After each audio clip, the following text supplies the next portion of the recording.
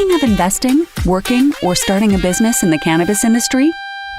We've got you covered right here on Plant Problems. Hosted by Tony Frischknecht, Plant Problems takes a different approach to cannabis than what you're seeing and hearing from the mainstream media. Come along with Tony and be in the know about how to invest, work, or start a cannabis business. Let's get the show started with your host, Tony Frischknecht.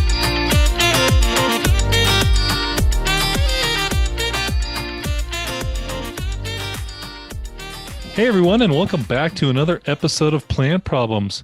I'm your host, Tony Frischknecht. Please hit me up and subscribe to my podcast or my YouTube channel so you can receive alerts as we put out new shows every week. We're coming up with new stuff.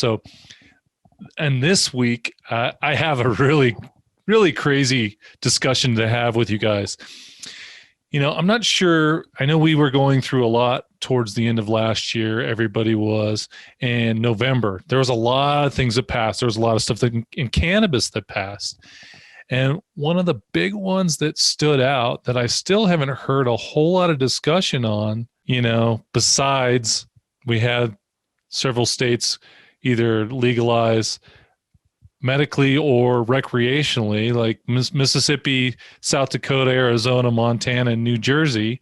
And those guys are in the process right now of implementing it into their system. They all have different dates, just so you guys know. Not everybody's up and running quite yet, but these guys are putting stuff in place and regulators are getting stuff together. This takes a lot of work.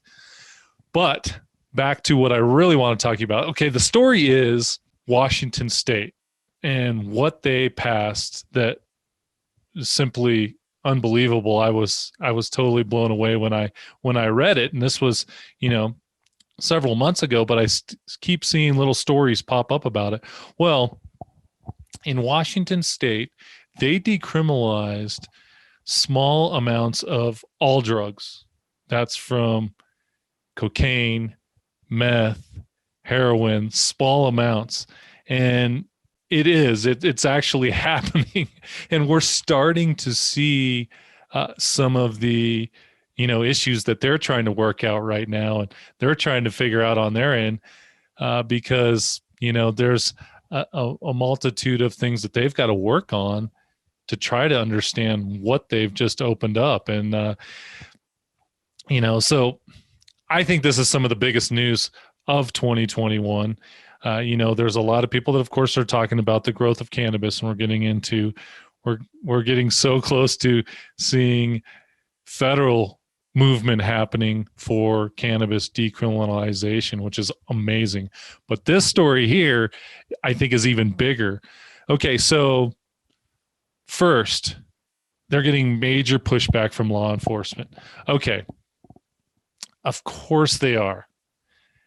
You know, we need law enforcement, and for many reasons, but right now, this is really taken away a large tool that they use to be able to search and seizure and be able to have probable cause to go further.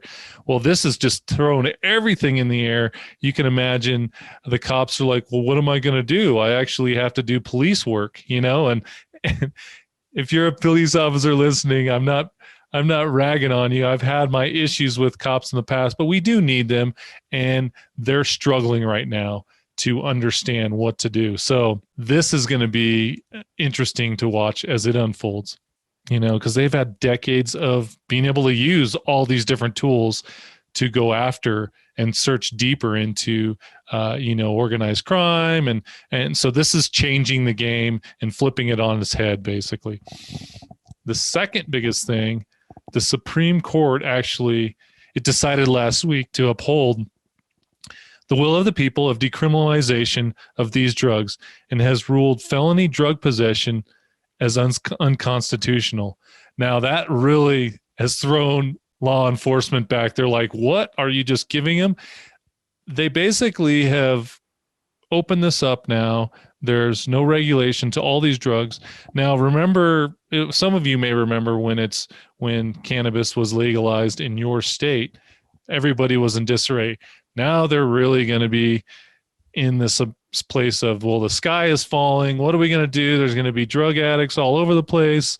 You can imagine their confusion that's going on right now in Washington.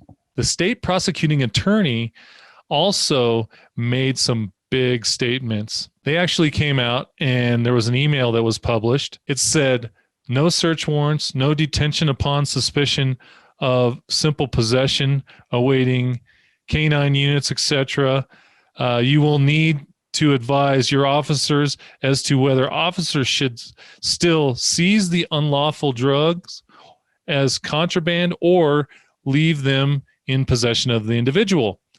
This was the prosecuting attorney that actually sent this in an email to law enforcement. So they're like, well, what the heck? I mean, they're trying to put a big stop to it, which is, they're taking the will of the people seriously. This is awesome to see because, hey, law enforcement has had a lot of power for a long time. And now the drug war, we're just cutting it off. That's basically what they're doing. They're just like, nope, sorry, we're going to switch this. Okay. Prosecuting attorney is there. So the last thing I think is what's next. Okay.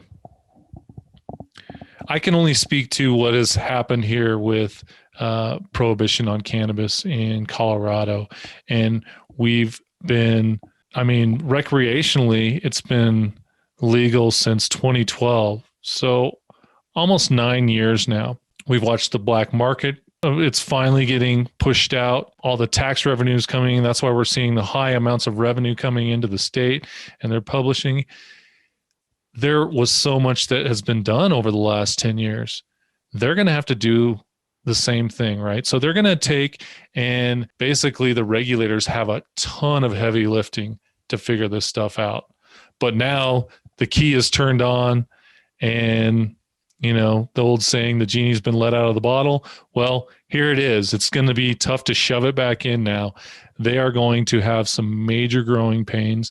And like I said before, people are freaking out and their heads are on fire right now. Like, what do? We can't do this. We can't arrest. This is also creating many issues where people have been imprisoned for possession. So we're going to have to figure out if they're going to reduce those sentences or let them go. So that's a big issue, dealing with that and understanding how that's going to happen in the court system. You also have people in the court system now that are going through the process that are right in the middle. Well, does this automatically equate to expunging all their stuff? There's going to be limitations that they're going to put in place that are going to allow certain criteria where this criminal will fit in here. Well, if he fits in this box here, then he can go, right? That's what they're going to have to create. But as we all know, and I'm sure most of us have visited the DMV, it is a slow process. This is not happening overnight, right, guys? And, it's going to send a ripple effect. Of course, we've got cannabis being legalized, but this is going to send a ripple effect across the rest of the U.S. on what states are going to do with their drug policies. Are they going to continue to propagate the drug war, or are we going to do something different? If this subject really interests you, and I know I talk about cannabis 99% of the time, but if the drug war really interests you, I want to share with you an amazing book. Somebody turned me on to it just about a year ago, and it's called Chasing the Scream by Johann Hari. Okay, this guy starts back when prohibition actually ended on alcohol. And so it starts the story of the drug war, and it's been going on for the last 100 years. And so if you guys are really interested in understanding a different perspective and also looking at it from so many different perspectives on life, I really encourage you to check this out, okay? And the beauty of this is an Audible, so you can check it out on Audible, or you can also download the hard copy and check it out and read it there. That I would suggest, if you really like this kind of stuff, it's really going to change the way I've looked at addicts and treatment and funding of our money and how we have gotten into fighting the war here in the U.S. and how it's created some of the most wealthy cartels in history, and what is happening down south of the border. And, I feel for Mexico because they have a beast that is out of control down there. And I'm not saying this to scare everybody, because I think everybody is well aware of this, but they have so much power because they have so much money.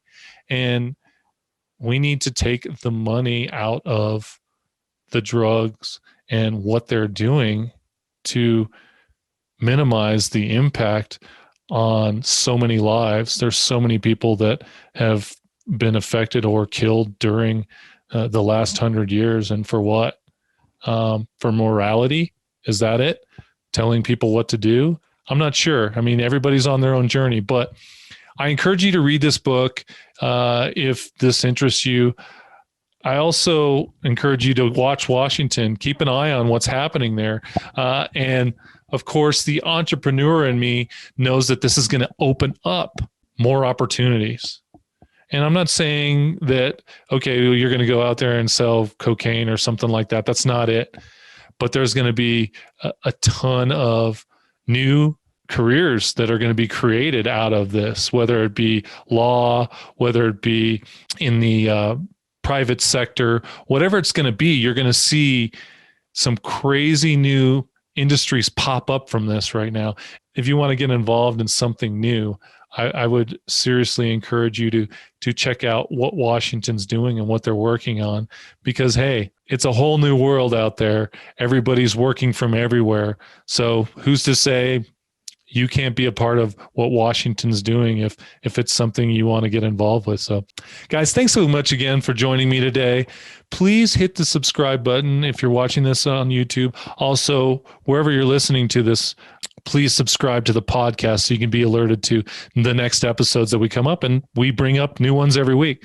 I hope you guys have a wonderful day, and thanks so much again. See you next week.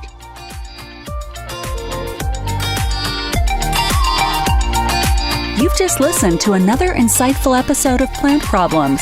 If you like what you heard so far, don't forget to tell your friends and colleagues. For additional resources or to leave a review, head over to plantproblem.com. Join us again next week on Plant Problems with Tony Frischknecht. We look forward to having conversations with you as we go along this journey.